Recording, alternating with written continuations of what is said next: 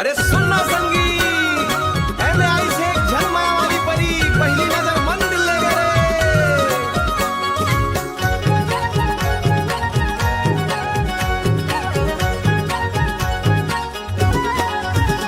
अरे एमपे वाली संगीले माया हो गे भारी तोर मीठ बोली माँ अटक गे मोर बारी।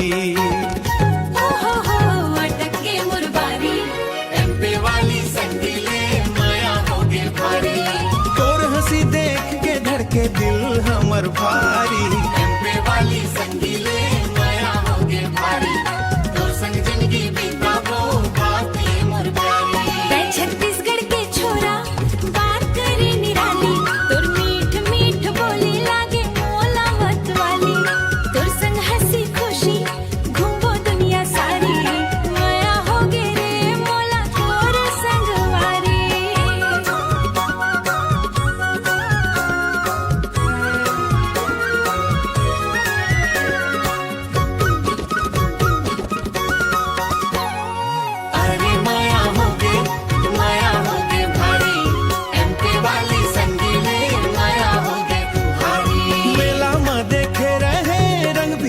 नजारा तोर ऊपर पड़ गे मोर नजरिया दोबारा लाल चुनरी ओढ़े मुस्कावत चलत रहे मोर दिल के कोना में चुपके ले बसत रहे।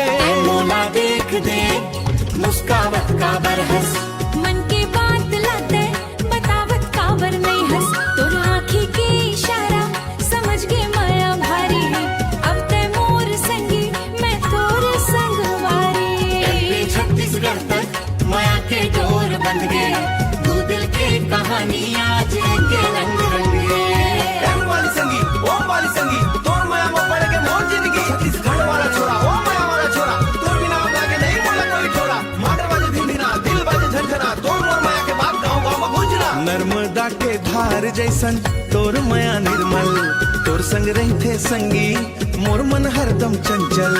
एमपी के गलियन माँ तोर संग घूमना छत्तीसगढ़ के गाँव माँ तोर संग झूमना धान के खेत किनारे बैठ के बतियाबो सांझ के बेरा माँ चंदाला देख मुस्काबो।